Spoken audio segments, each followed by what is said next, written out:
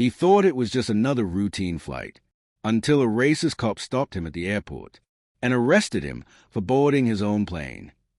But what looked like a case of discrimination was something much bigger, something planned, something called Operation Skylock. Within hours, the FBI was involved, a police chief disappeared, and a pilot who'd done nothing wrong became the key to uncovering a secret government program. The arrest was just a beginning, and what they found next should never have existed. If you thought Operation Skylock was over, think again. More shocking truths are about to unfold. White right pointing backhand index, hit subscribe now and turn on the bell. It was 6:15 a.m. when Officer Daniels responded to a suspicious person call near Gate B-17. Witnesses said a black man had been pacing, checking his watch and speaking quietly into his phone. That man was Captain Elijah Moore, a 34-year-old commercial pilot with over 4,000 flight hours. But none of that mattered to Daniels. To him, Moore didn't look like a pilot. "Sir, I need to see some ID," Daniels demanded. Moore, calm and polite, handed over his airline badge and pilot's license. Daniels frowned. "This looks fake." Within seconds, the officer grabbed Moore's wrist and twisted it behind his back. Moore protested, trying to explain, but Daniels was already calling for backup. Passengers started filming. Someone yelled, "Here's the pilot." But by the time anyone intervened, Moore was on the ground, cuffed, and escorted out in front of hundreds of stunned travelers. Inside the airport security office, Daniels started paperwork for an arrest under suspected identity fraud. He called dispatch. "Got a possible impersonator here. Claims as a pilot." 10 minutes later, an airline supervisor rushed in, pale and trembling. "Officer, that's Captain Moore," she said. "He's supposed to fly Flight 237 to Denver in 20 minutes. Daniel froze. His face went white. "Wait, here's the real pilot." The supervisor nodded, horrified, and suddenly everything changed. Daniel's tone softened. He uncuffed Moore, stammering an apology, but the damage was done. Dozens of travelers had already posted videos of the arrest. The footage was everywhere: Twitter, TikTok, CNN. And within hours, #pilot profile was trending worldwide. The airline grounded Moore for evaluation, citing unnecessary media attention. Officer Daniels was placed on temporary leave pending review. But something didn't add up. When reporters asked for Daniels' bodycam footage, the department said it had been accidentally erased. 3 different versions of the incident appeared in police reports, each one contradicting the last. And then came the first real shock. An internal memo leaked. It showed that Daniels had been warned twice before for racial profiling complaints, both dismissed quietly by his supervisor. Public anger exploded. Protests filled the airport. The mayor demanded an independent investigation. Still, the department official statement called it a miscommunication. But Moore wasn't done. He wanted accountability, and he was about to find something much bigger than his own arrest. 2 weeks later, Moore received an anonymous message in his inbox. No subject, no name, just one line. "Check your personnel file, page 12. He almost ignored it, but curiosity won. When he opened the file, he found something he wasn't supposed to see: a copy of his background check, marked with red handwritten notes. Next to his name were the words, "Flag, monitor activity."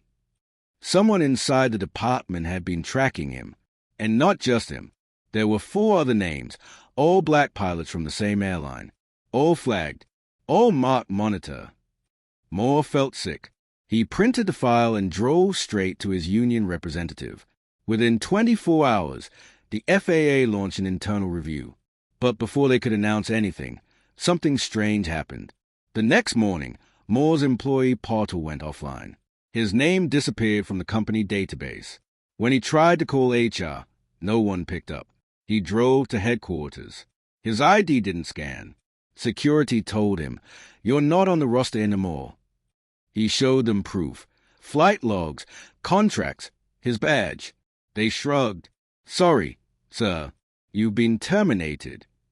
No notice, no explanation. Within days, every trace of his employment vanished. It was as if he'd never worked there at all. That's when a journalist contacted him. She'd been investigating racial bias in aviation for months, and she just found a pattern linking police background checks, pilot hiring freezes, and private data sharing between law enforcement and airlines. It wasn't just profiling. It was a system. The journalist, Naomi Trent, met Moore in a quiet diner outside Atlanta. She showed him a folder filled with leaked internal emails. One of them stopped him cold. It was from the deputy police chief, sent weeks before his arrest. It read, "The individual from Delta, keep eyes on him, could be connected to prior investigation." No context, no reason, just suspicion. But it explained everything. Daniels hadn't made a mistake. He'd been following orders. Moore went to file a federal complaint. But before he could, 2 FBI agents appeared at his door. One of them introduced himself quietly. "Agent Ramirez, we've been expecting you." Moore's heart pounded. "What's going on?" The agent looked serious. "There's something you need to know about the officer who arrested you." He handed Moore a sealed envelope. Inside was a photo, grainy surveillance footage of Daniels meeting with a man in a parking garage. The timestamp? The night before the airport arrest. The man Daniels met with? A senior executive from Moore's own airline. Moore stared at the photo, disbelief flooding his face. The agent leaned in. "Captain, this isn't about one bad cop. It's bigger than that." Moore asked, "Then what is it about?" Ramirez paused. "It's about who really controls the skies." The camera pans out. Airport lights blur in the distance. Moore clutches the envelope as sirens wail outside his window. When a racist cop arrests the wrong man, it sparks an investigation that could expose a nationwide cover-up. Was it a mistake or a setup? The world thought it ended with a racist cop arresting a black pilot. But that was just the surface. Because when the FBI got involved, the story took a terrifying turn. A secret network, a cover-up reaching deep into the police department, the airline, and beyond. And the man who was once humiliated at the airport is about to expose all of it. It was 2 a.m. when Captain Elijah Moore opened the envelope agent Ramirez gave him. Inside were 3 documents. 1, a list of names. 2, an unsigned memo marked confidential. And 3, a photo of Officer Daniels shaking hands with Chief Samuel Davis, head of Airport Security Enforcement. The memo was dated 2 days before the arrest, and it said one chilling thing. Moore's clearance must be revoked immediately. Use grounds of security concern if necessary. Elijah felt his blood run cold. This wasn't a misunderstanding. It was an operation. The next morning, the FBI met Elijah in a private office near downtown Atlanta. Agent Ramirez sat across from him, calm but direct. "There's been a leak," Ramirez said. "Someone inside the department has been feeding pilot data to third-party contractors who've been selling it to private intelligence firms." Elijah frowned. "For what?" Ramirez hesitated. "To filter hiring lists, especially for pilots of color flagged during background checks. In other words, racial profiling disguised as security screening." And the officer who arrested Elijah? He wasn't acting alone. FBI documents revealed something Elijah couldn't believe. Officer Daniels' salary didn't match his position. He'd received multiple unexplained consulting payments through a shell company linked to Aero Risk Solutions, a private defense contractor. That same company had ties to Elijah's airline, and several of its executives were former police officials, including Chief Davis. When confronted, Davis denied everything. But Elijah had evidence, text messages, timestamp payments, and a photo of Daniels meeting with Aero Risk's head of operations. Every arrow pointed to one truth. Elijah's arrest had been planned to discredit him before a major promotion. 3 days later, Elijah got a call. No caller ID. A robotic voice said, "Stop talking to the press, or you'll lose more than your license." Then the line went dead. He reported it immediately. But the FBI couldn't trace the call. It came from an encrypted satellite phone. Later that night, someone broke into his apartment. No valuables stolen, just his laptop and flight log missing. Whoever it was, they knew exactly what to take. The next morning, headlines exploded. Disgraced pilot under FBI investigation for data theft. Elijah's photo was everywhere. The narrative flipped overnight. He was now the suspect. The airline issued a statement. We are cooperating with authorities regarding Captain Moore's potential involvement in an information breach. He couldn't believe it. The same company that framed him was now painting him as a criminal. But Ramirez wasn't buying it. This is classic Counter-Strike, he told Elijah. They are trying to bury you before we expose them. That afternoon, Ramirez called Elijah into the field office. He played an audio clip recorded on Daniel's confiscated phone. In it, Chief Davis' voice was unmistakable. If the pilot keeps digging, shut him down. Make it look internal. Silence filled the room. Elijah leaned forward. That's the chief. That's proof. Ramirez nodded. It's not enough. We need direct evidence linking the company to the arrests. Then he slid a manila envelope across the table. Inside, an access badge. Error Risk Solutions. Headquarters. You're going undercover, Ramirez said. A week later, Elijah walked into Error Risk HQ under false identity, posing as a consultant. He wore a wire. Inside, he found an office filled with files marked confidential, Federal Liaison Program. One folder stopped him cold. It contained dozens of photos, black and brown pilots from multiple airlines, each with handwritten notes. Watchlist candidate. Question loyalty. Flag for security clearance. He turned on his camera. Everything recorded. Then, from behind him, a voice said, Captain Moore. He froze. It was Chief Davis. Davis stepped closer, smiling coldly. You didn't think we'd recognize you, did you? Elijah tried to keep his voice steady. Why are you doing this? Davis laughed. Because power doesn't care about fairness, son. It cares about control. And you? You're a reminder of what they don't control. Suddenly, 2 guards entered. Davis whispered, You shouldn't have come here. Elijah reached for his phone, still recording, and hit send. The file uploaded straight to Ramirez's encrypted drive. Moments later, guards grabbed him. The feed cut out. The next morning, the FBI raided Error Risk Solutions. They found empty offices, shredded documents, and one missing person, Captain Elijah Moore. His car was still in the parking lot, his apartment untouched. Phone offline, but the video he uploaded had already gone viral. It exposed everything. The racist screening system, the cover-up, the connection between law enforcement and corporate contracts. And now, everyone wanted to know, where was Elijah Moore? More shocking truths are about to unfold. White right pointing backhand index, hit subscribe now and turn on the bell. 3 days later, a mysterious post appeared on a private aviation forum. It was from a user named Skywitness. No profile, no picture, just a message. They think I'm gone. I'm not. I have proof that reaches higher than the chief. Watch the skies. He was supposed to be silenced. Instead, he exposed a nationwide conspiracy. But now, the pilot who started it all has disappeared. For weeks, the world thought Captain Elijah Moore was dead. No trace, no body, no signal. But then, an encrypted file surfaced online, and what it contained changed everything. Because Elijah Moore hadn't just uncovered a racist cover-up. He'd stumbled onto something far more dangerous. A secret operation hidden inside the aviation industry itself. And the closer the FBI got to finding him, the more people started disappearing. It was 4:32 a.m. when the FBI Cyber Division detected an anonymous upload from an offshore server. The file name, flightcontrol.zip.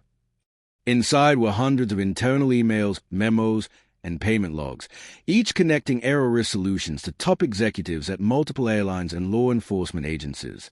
Agent Ramirez opened the first document. It was labeled Operation Sidiastawai, authorized by Chief S. Davis. The first line made his blood run cold. The goal, filter, monitor, and restrict high-security clearance for personnel deemed at risk, defined by behavioral, cultural, or ethnic indicators. It wasn't just profiling anymore. It was systemic discrimination disguised as national security. FBI agents traced the file's origin to a remote A-strip outside Montgomery, Alabama. When they arrived, the hangar was empty, except for a single note taped to the control tower door. Written in black ink, If you're reading this, I'm still alive. Trust no one above Ramirez. Signed, E.M.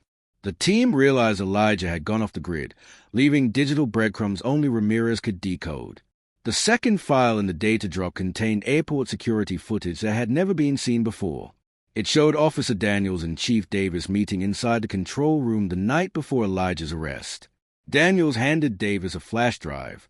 Davis said, "This will get him flagged. Once he's off the roster, the promotion dies with him." That flash drive matched the timestamp of the security alert that got Elijah stopped at the airport. The evidence was irrefutable. It proved Elijah's arrest was staged. But then came the real twist. A third man appeared on the footage, a senior official from the FAA. The FBI confronted the FAA official behind closed doors. He denied everything, until Ramirez played the recording. The official went pale. "This wasn't my call," he said. "It came from high up." "How high?" Ramirez asked. The man hesitated, then whispered, "Federal contracts. Intelligence clearance. They wanted pilots who would cooperate." Meaning, anyone who questioned authority, anyone like Elijah Moore, was marked as a security risk. An error risk. They were getting paid to enforce it. 2 weeks later, a plane flying over the Gulf of Mexico picked up an unusual signal, an emergency beacon coded under a pilot ID number that hadn't been active since Elijah disappeared. The signal contained a voice transmission. "Tell Ramirez." He was right. They are watching the flight logs. Then static. The source was traced to an abandoned offshore platform, once used as a communications relay. When the FBI arrived, the entire facility was stripped bare, except for one thing, a pilot's uniform, neatly folded on a chair. Elijah's name tag was still attached. The media went wild. FBI finds missing pilot's clothing at offshore site. Commentators called it suicide. Officials labeled it a tragic end. But Ramirez wasn't convinced. He noticed something the cameras didn't. The uniform tag was printed with the old airline logo, discontinued 6 years earlier. It was planted. Someone wanted them to stop searching. And that meant Elijah was still alive. Late one night, Ramirez received a strange email from an untraceable address. It had no text, just an MP3 file titled Flight Song. He played it through a spectrum analyzer. Hidden in the sound wave was a Morse code message. Decoded, it read, "Not dead. Hidden inside the system. Check Flight 923. Black box will tell the truth." Flight 923 was scheduled to take off the next morning from the same airline that fired Elijah. Ramirez called the FAA immediately, ordering the flight grounded. But by the time agents arrived, Flight 923 had already departed, bound for Washington, D.C. 30 minutes into the flight, its communication system glitched. Passengers panicked as the intercom crackled to life. A voice came over the speaker. "Calm, firm, familiar. This is Captain Elijah Moore. You've been lied to, and this is a real flight." The cabin erupted. Every news outlet broke the story within minutes. But before ground control could respond, the plane vanished from radar. The FAA scrambled jets to locate Flight 923. No debris, no crash report, no trace. Then, 30 minutes later, a new broadcast appeared on social media. It was live video from inside the cockpit. Elijah sat in uniform, steady and composed. "They tried to silence me. They tried to erase me. But I still have the data. And before this flight lands, the world will know what they've done." The feed cut to static. Seconds later, the entire FAA network crashed. That night, the lights at Aerorisk Solutions went dark. Servers wiped. Employees vanished. And somewhere, high above the Atlantic, Flight 923 was still unaccounted for. Was Elijah alive or orchestrating something far bigger? A message appeared on a dark web forum hours later, signed EM. "They built a system to control pilots. I built one to set them free. See you at altitude." He was framed, silenced, erased. But now, his back, broadcasting from the sky. The question isn't where he is. It's what happens when he lands. Flight 923 was supposed to land in Washington, D.C. at 9:47 a.m. It never did. For 8 hours, the world watched in shock as a missing plane, piloted by the man everyone thought was dead, broadcasted live from the sky. Captain Elijah Moore wasn't hijacking the flight. He was exposing it. And what he revealed before the feed cut off made every passenger on that plane a witness to the biggest aviation cover-up in U.S. history. The feed flickered back online at 31,000 feet. Elijah sat in the cockpit, calm, hands steady on the controls. "If you can hear this," he said, "you've been flying in a lie." Behind him, passengers were silent, stunned but unharmed. 2 co-pilots sat beside him, both nodding. He pressed a button. A new screen appeared on the plane's main cabin monitor, rows of files, government logos, and flight clearance data. These are the names of pilots who were flagged, grounded, and erased, not for safety reasons, but for who they were. Thousands watched the live stream in real time. It was being shared on encrypted channels, mirrored across the internet faster than authorities could shut it down. As Elijah spoke, Agent Ramirez was watching from FBI headquarters. Technicians scrambled to trace the broadcast origin, but the IP bounced through satellites, relaying through multiple countries. So, one analyst said, "This isn't a hijacking. This is a controlled transmission." On screen, Elijah displayed a series of encrypted memos labeled Project Airframe. Each document showed contract between Aero Risk Solutions, the FAA, and private intelligence agencies. They'd been using internal background checks to remove minority pilots from top security routes, then selling those clearances to contractors. Billions were made, and every complaint filed had been buried by one name, Chief Samuel Davis. As the broadcast continued, Elijah's phone rang on speaker. It was Agent Ramirez. "Ramirez, Elijah, listen to me. You're in danger. We can bring you in safely." "Elijah, it's too late for that. They already wrote my obituary." Ramirez, "Then at least land the plane." "Elijah, I will, but not until everyone knows the truth." He ended the call. The passengers stayed calm, aware this wasn't an act of violence. It was an act of exposure. 2 F-16 fighter jets approached Flight 923 at 32,000 feet. The pilots were ordered to escort and contain. But as they neared, radar picked up something strange. The commercial jet wasn't following standard flight routes. It was flying toward a restricted air corridor over the Atlantic, known as a no-signal zone. The same area where Elijah had vanished weeks before. Inside the cabin, a young woman, seat 14A, was filming. Her video would go viral minutes later. It showed Elijah standing in the aisle, addressing the passengers directly. "They said I was unstable. They said I fabricated it all. But every one of you is about to witness proof. You'll see what they've been hiding in the clouds." He handed a passenger a small USB drive. "If anything happens to me, make sure this gets out." The woman nodded through tears. As the plane entered the restricted zone, ground control lost all radar contact. Every system monitoring the flight, FAA, NORAD, commercial, went dark. At that same moment, Aero Risk Solutions servers began auto-deleting files. Agents stormed the company's data centers only to find everything wiped clean. But one terminal remained open, a single line of code blinking. "Upload complete." Within minutes, hundreds of documents appeared on secure whistleblower platforms across the internet. Each file was verified and traceable to AeroRisk and multiple government agencies. They revealed a chilling reality. A secret pilot ranking system based on race, nationality, and political background. It had influenced airline promotions, route assignments, and even FAA investigations. And at the center of it, Chief Davis and his private investors. The system Elijah exposed was bigger than anyone imagined. It wasn't just about pilots. It was about control over who got to fly and who got grounded forever. At 9:45 a.m., the broadcast from Flight 923 resumed one last time. Elijah appeared, back in the cockpit. "They can't hide anymore," he said softly. "The files are out. The people will decide what happens next." He paused, looked directly into the camera, and added, "You can ground a pilot, but you can't ground the truth." Then, static, the signal vanished. Flight 923 disappeared from radar again. Hours later, Chief Samuel Davis was arrested at his home. Federal agents seized bank accounts, devices, and documents. He didn't resist. He simply muttered he wasn't supposed to come back. Meanwhile, public outrage erupted. Airlines faced lawsuits. The FAA called emergency hearings.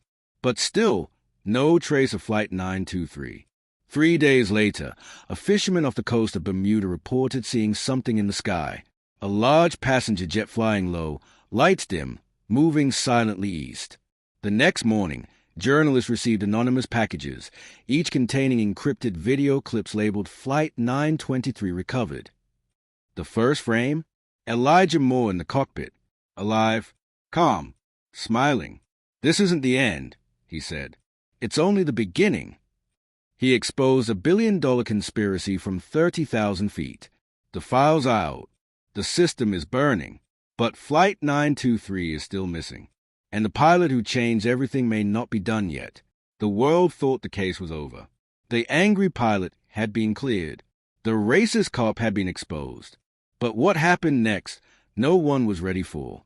Because just when it seemed justice had won, a secret recording surfaced. And it didn't just threaten the cop's career. It threatened everything, from the police department to the FBI. News anchors called it the tape that changed everything. But to those who knew the story best, it was more than that. It was proof that something darker had been hidden all along. The pilot, now reinstated by his airline, was finally trying to move on.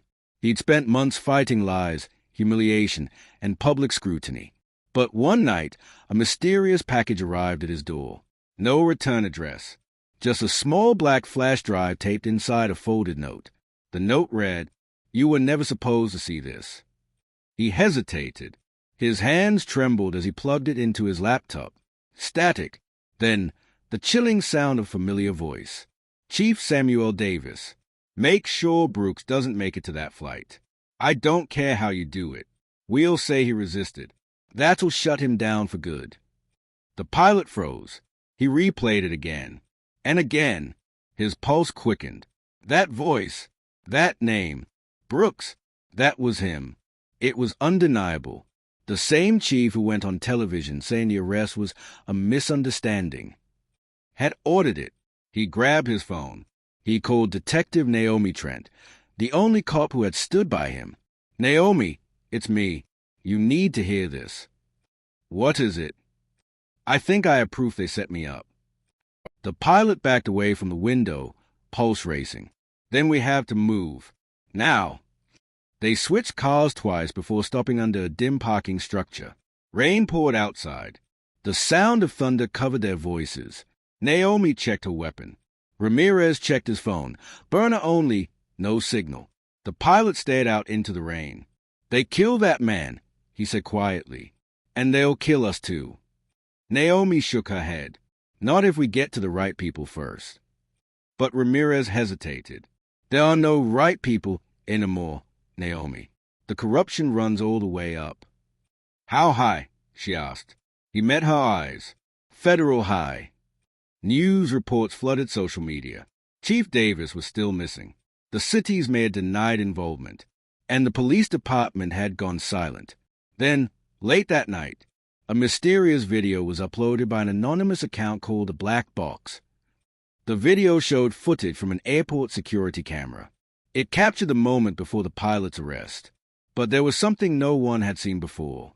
A man in plain clothes, standing near the gate, whispered something into the arresting officer's ear right before they moved in. That man was Ramirez. Naomi slammed the laptop shut. "You lied to us," she snapped. "You told me you weren't part of it." Ramirez raised his hands. "I didn't lie. I was undercover." "Undercover for who?" she shouted. "For the same agency that sent that cleaner. But they turned on me when I started digging too deep." The pilot stared at him in disbelief. "So you were working with Davis?" "No," Ramirez said firmly. "I was working through him, trying to expose the people above him." Naomi scoffed. "You expect us to believe that?" He stepped closer. "You don't have to believe me. You just have to survive long enough to see the truth." She looked down. A text from an unknown sender. "We know where you are. Room 27." She looked up slowly. They found us again. The lights flickered, then went out. Ramirez motioned for silence. Naomi aimed her gun at the door. The pilot crouched behind the bed. 3 shadows appeared through the frosted glass. Men in tactical gear. No badges. No insignia. Ramirez whispered, "Don't shoot. They're not cops." "Then who?" The door exploded open. Flashbang. Screams. Naomi fired once. Twice. Ramirez tackled one of the men. The pilot ran toward the back exit, only to find another man waiting there. Black gloves. Silencer. And around his neck, the same insignia as a dead internal affairs agent. "They set more cleaners," the pilot whispered. He sprinted into the rain. Bullets shattered the air.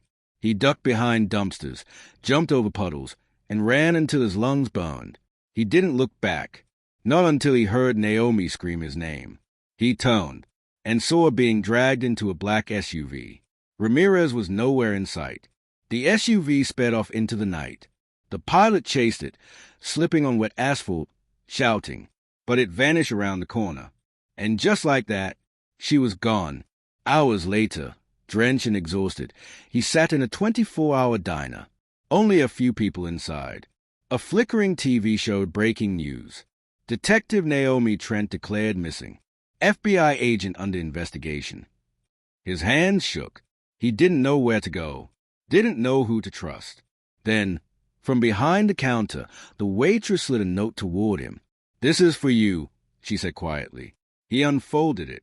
It was written on the same type of paper as the flash drive note. It said, "She's alive, but not for long. If you want to save her, meet me where it all began." He looked up. "Who gave you this?" The waitress hesitated. "Some guy in a pilot's uniform." The pilot stepped outside into the rain again. Lightning flashed over the airport in the distance, the place where everything had started. He climbed into his car, checked the rearview mirror, and there, sitting quietly in the back seat, was Ramirez. He was soaked, his eyes were cold, and in his hand was Naomi's badge. "She didn't make it," Ramirez said quietly, "but it's not over." The pilot stared at him, trembling. "What did you do to her?" Ramirez leaned forward slowly. "The real enemy's not me." "Then who?" Ramirez looked toward the airport lights and said, "The people who own the skies." The airport, where it all began, where one man's arrest turned into a national scandal, where a pilot became the target of a cover-up so deep even the FBI flinched. Now, he's back. But this time, he isn't running. He's hunting for answers, and what is about to find will rewrite everything he thought he knew about justice, loyalty, and truth. The pilot steps out of his car. Rain hits the pavement like shattered glass. Ramirez follows behind, silent, his eyes scanning the shadows. "You said they own the skies," the pilot muttered. "What does that even mean?" Ramirez looked at the control tower, its beacon light slicing through fog. "It means this was never about race, or pride, or protocol. It was about control. The people who run this airport run the city." The pilot frowned. "You're saying the government's behind this?" "Not exactly," Ramirez said. "Private money. Corporations that fund police contracts, airline routes, airport security, even federal investigations." The pilot clenched his jaw. "You're telling me I was arrested for a business deal?" Ramirez nodded grimly. "For standing in the way of one." They moved through the empty halls. The sound of their footsteps echoed off the marble floor. Every security camera seemed to follow them. Then Ramirez stopped in front of an unmarked door near Gate 14. He typed a code into a keypad, one the pilot didn't recognize. The door clicked open. Inside, rows of monitors showing live feeds, airport gates, police body cams, even FBI officers. "What is this place?" the pilot whispered. "The control room," Ramirez said. "They watch everything from here. Every arrest, every passenger flagged, every report rewritten before it hits the media." On one of the screens, Naomi's face flashed. A timestamp showed it was taken just hours ago. "She's alive," the pilot breathed. Ramirez hesitated. "Or being used." The video showed Naomi, restrained to a chair inside what looked like an interrogation room. A voice off-screen spoke. "Detective Trent, you have information that compromises federal security. Tell us where the tape is." Naomi's voice was hoarse but defiant. "You can destroy every copy, but the truth's already out." The screen went black. "They are holding her in the sublevel," he said. "That's where they take people who disappear." The pilot looked at him. "Then what are we waiting for?" Ramirez sighed. "Once we go down there, we don't come back." The pilot's voice hardened. "I didn't come this far to turn back now." They moved through a maintenance corridor. Concrete walls, dripping pipes, the smell of oil and decay. Ramirez led with his flashlight. Each step echoed like a countdown. At the end of the tunnel, an iron door with a biometric scanner. Ramirez pressed his hand to it. The scanner blinked red. "Denied," the system said. Ramirez frowned. "They revoked my access." The pilot stepped forward. "Then we make our own." He swung a metal pipe at the control panel. Sparks flew, and the door creaked open. Rows of computers hummed. Men in black suits moved between rooms. The walls were lined with evidence lockers, labeled with code names. One tag caught the pilot's eye. Operation Ground Zero, case Brooks D. He opened the file. Inside were photos, his face, his house, his family. Documents labeled test subject. "They monitored me," he whispered. "Not just you," Ramirez said softly. "They monitor anyone who could expose them." A voice echoed through the loudspeaker. "Security breach in lower corridor. Lockdown initiated." They ducked behind crates. Armed guards flooded the hallway. Ramirez whispered, "We're out of time." He pointed to a door marked Interrogation Room 3. "That's where she is." They sprinted toward it as alarms blared. Gunfire erupted behind them. Bullets ricocheted off steel beams. The pilot slammed the door open. And there she was. Naomi, alive, bruised, but conscious. "I told you not to come back," she whispered. The pilot untied her hands. "We're getting you out of here." Naomi looked at Ramirez. "You shouldn't have brought him. They are watching." Ramirez frowned. "Who's watching?" She pointed to the corner camera. "Not them. Him." On the monitor, a live feed showed Ramirez and the pilot inside the room, but the timestamp wasn't current. It was from 2 hours ago. Naomi's voice trembled. "This isn't live. It's bait." Suddenly, the door slammed shut. Steel shutters dropped from the ceiling. A distorted voice came through the intercom. "Agent Ramirez, welcome back to the program." The pilot turned to Ramirez, confused. "What's he talking about?" Ramirez's eyes darkened. "It's not what it sounds like." Naomi stepped forward. "You were never trying to expose them. You work for them." Ramirez's voice broke. "I was forced to. They had my family. Every move I made was under their control." The intercom crackled again. "And now you serve your purpose." A mechanical hiss filled the room. Gas started leaking from vents above. Naomi coughed, covering her mouth. The pilot kicked at the door, shouting. Ramirez looked around frantically. "There's a vent shaft behind the panel." He ripped off a metal grate and motioned for them to climb. "Go! I'll hold them off." Naomi shook her head. "We're not leaving you." Ramirez forced a weak smile. "I've done enough damage. Let me make it right." He handed the pilot a flash drive. "This is the real file. Get it to the media. It's everything." The pilot hesitated. "Ramirez." "Go!" Ramirez shouted. He toned, firing at a glass as guards stormed the hallway. Naomi and the pilot crawled into the vent as a room exploded behind them. They emerged from a storm drain miles away, coughing and covered in soot. The pilot clutched the flash drive in his hand. Naomi looked back at the airport, now surrounded by sirens. "Do you think he made it?" she whispered. The pilot didn't answer. He just looked at the drive. Then his phone buzzed. A new message appeared on the screen. No number, just words. "Is alive, and is not who you think he is." The pilot froze. The reflection of the phone screen lit up his eyes. Ramirez's face flashed on the screen, in a security uniform, smiling. The truth was supposed to set him free. But now, it's the reason he can't sleep. The flash drive in his hand wasn't just evidence. It was a death sentence.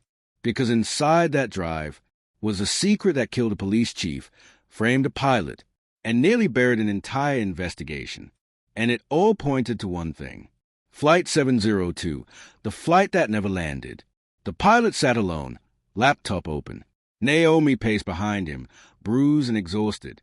They hadn't slept since the explosion. "What's on it?" she asked. "I don't know," he said, plugging in the flash drive. But Ramirez gave his life for this. The screen flickered. A folder appeared. Inside, 3 files. Audio_log_702.mp3 manifest_blacklist.pdf video_archive_a7.mp4. He clicked the video. Grainy footage filled the screen. An A-plane cockpit. 2 pilots. And then, himself. That's me," he whispered. Naomi leaned in. "Wait! That's not from your flight. The date stamp, 3 months before your arrest." In the video, the pilot on screen was calm, professional, until alarms began blaring. The plane shook violently. The co-pilot shouted something about manual override. Then, the feed cut to static. "What was that?" Naomi asked. "Flight 702, he said slowly. "The flight that vanished midair over the Atlantic last year." Her eyes widened. "You were the investigator for that incident, weren't you?" He nodded. "Until the airline told me to stop digging. They said it was pilot error." Naomi frowned. "But you never flew Flight 702. He stared at the paused image on the screen, his own face staring back. "That's what I thought." She clicked on the second file, manifest_blacklist.pdf. It wasn't a passenger list. It was a roster of names. Politicians, lawyers, corporate executives. And next to each name, 3 letters. CLE. "What does CLE mean?" she asked. He scrolled to the bottom. There, in bold. CLE equals clearance for elimination. Naomi's stomach dropped. They weren't passengers. They were targets. The pilot clenched his fists. That flight was never supposed to land. A distorted voice filled the room. "Authorization granted. Proceed with payload test. Subject flight designated as 702. Then another voice, clear, chillingly familiar. "Copy that. Operation Skylock initiated." Naomi froze. That voice. The pilot looked up, horrified. "Chief Davis." Naomi searched online. Flight 702, officially listed as unexplained mid-air malfunction. No wreckage ever recovered. No survivors. But now the truth was clearer than ever. It wasn't an accident. It was a covert operation, a test of a new remote override system designed to hijack aircraft mid-flight and destroy them remotely if necessary.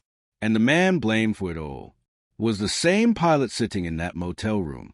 "They framed you to cover up the program," Naomi said softly, "and the only people who could expose it were on that flight." Breaking news flashed across the screen.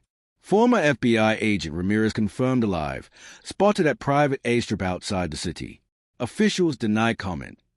Naomi's eyes widened. "He's alive." "And he has Chief Davis with him," the pilot said. A new image appeared. Ramirez and Davis boarding a private jet under FBI escort. The caption read, "Official transport for federal debrief, classified operation." Naomi clenched her jaw. "They're escaping." "No," the pilot said. "They're meeting someone." Hours later, they arrived at the airstrip. Thunder rumbled overhead. A sleek black jet sat on the runway, engines humming. Naomi looked through binoculars. There, Ramirez and Davis, boarding now. The pilot gritted his teeth. If that plane takes off, the truth dies with them. They sprinted toward the hangar. God shouted. A spotlight hit them. Bullets tore through the rain. Naomi fired back, covering him. The pilot dived behind a crate, his eyes fixed on the jet door closing. Suddenly, Ramirez's voice echoed over a loudspeaker. "You shouldn't have come here." The pilot looked up. Ramirez stood on the stays of the jet, holding a radio. "You wanted the truth," he shouted. "Then here it. Flight 702 didn't crash. It landed." Naomi froze. "What?" Ramirez continued. "The passengers were taken, used. The program expanded. And now it's global." He pointed at the sky. Dozens of blinking lights appeared through the storm clouds. Drones. Silent. Unmarked. They control the air. Every flight, every radar. The next test starts tonight. The pilot charged forward. Naomi covered him as guard advanced. Ramirez ducked inside the jet, slamming the door. The engines roared to life. Naomi fired at the tires. Sparks flew. But the jet lifted off, disappearing into the dark clouds. The pilot stood motionless, rain soaking his face. "He's gone." Naomi shook her head. "No, he left something." She pointed to a folder near the hangar door. Inside, a single photo. Flight 702, parked in a desert hangar. Intact, and under it, one handwritten note. "The passengers are alive." Naomi whispered. "They've been hiding them this whole time." The pilot stared at the photo. The desert coordinates were scribbled on the back. "If this is real," he said, "then Flight 702 never ended." Naomi nodded. "And neither does this story." Suddenly, the sky lit up. One of the drones above exploded midair, followed by a ripple of blasts across the horizon. The pilot turned to Naomi. "What's happening?" She looked at her phone, a live message flashing across the screen. "Operation Skylock, Phase 2 initiated." The hangar was silent. The air smelled of oil and tension. Outside, the wind howled across the tarmac like it knew what was coming. Captain David Cole stood beside Agent Ramirez, both staring at the massive white jet bathed in floodlights. The same jet that started everything. The same plane where a racist arrest turned into a national scandal. But this time, it wasn't about racism. It was about revenge. Ramirez flipped open a secure folder marked Operation Skylock. Inside were photographs, aerial surveillance shots, encrypted flight paths, names, all linked to one man, Chief Samuel Davis. Davis wasn't just a corrupt cop, Ramirez said quietly. He was working for a private network, smuggling classified materials under the guise of security transfers. And your flight was a cover. Cole clenched his fists. So the arrest was never about you. It was about getting your access codes. They needed a reason to detain you, so Davis says men could clone your ID while you were in custody. The realization hit like a punch. His humiliation, his career's destruction, his near-death moment in the holding cell, all part of their plan. Across the airfield, Detective Naomi Trent adjusted her earpiece. "Targets confirmed," she whispered. "Multiple hostiles inbound. Davis says people are here." A row of black SUVs tore through the fog. Their headlights cut through the night like knives. "Positions." Ramirez barked. Agents moved into place, weapons drawn. Cole stared at the approaching vehicles, a storm in his eyes. "He ruined my life. I want him alive." Ramirez nodded. "That's the plan. But we both know Davis doesn't go down easy." The first SUV screeched to a stop.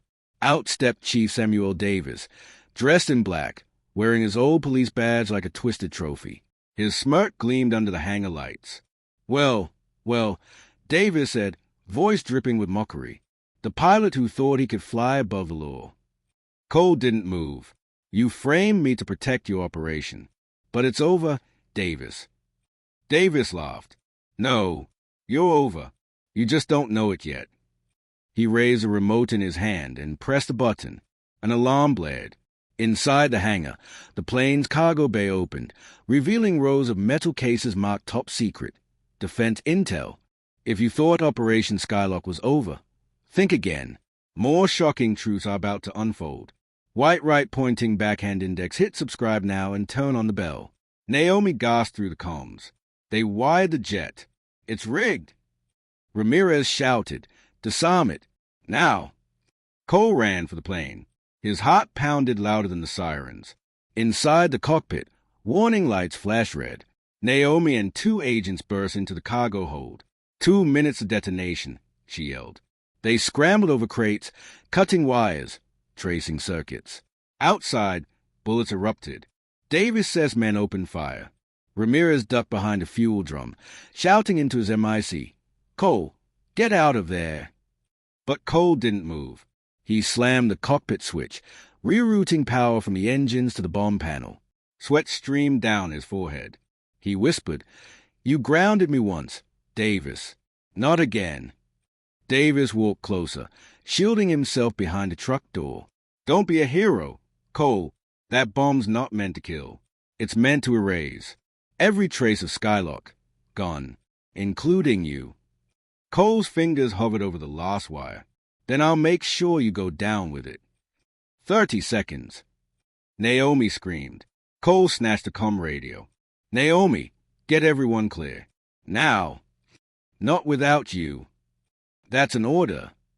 His voice cracked, but his eyes stayed steady. He thought of every flight he ever took, every passenger who trusted him, every insult, every headline, every lie. And now, he was the one holding the truth. He took a deep breath and cut the wire.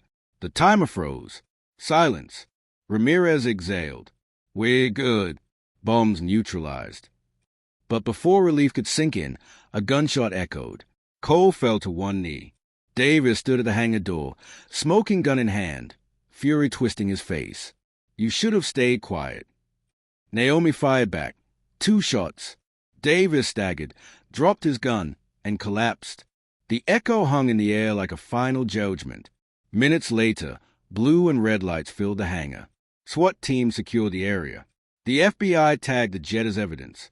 Cole, pale and bleeding, was carried onto a stretcher. Ramirez walked beside him. "You saved more lives than you'll ever know," he said softly.